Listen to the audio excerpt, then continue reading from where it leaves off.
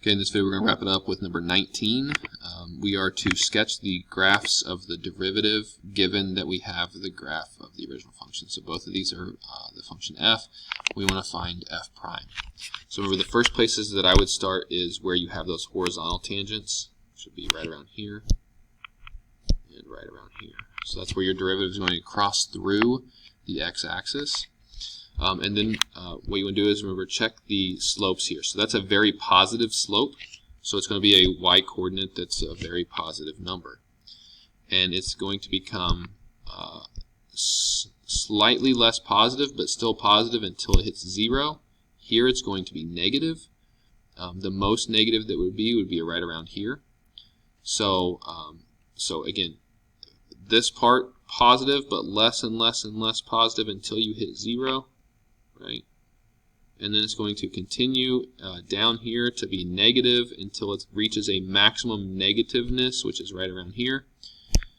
And then it's going to still be negative here, but it's going to be less and less negative until it hits 0 again, which should be right around here.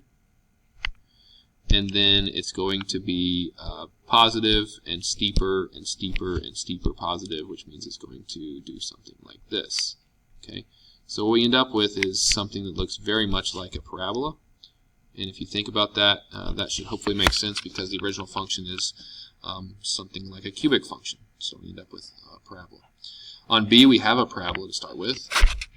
The horizontal tangent is here, so that's when our derivative is going to hit 0. Okay, here we have negatives, steep, still negative, less negative, so it's going to come in from a very negative to less and less and less negative until it's no longer negative. It's at 0. Then it's going to be a slight positive, so it's going to go up a little bit.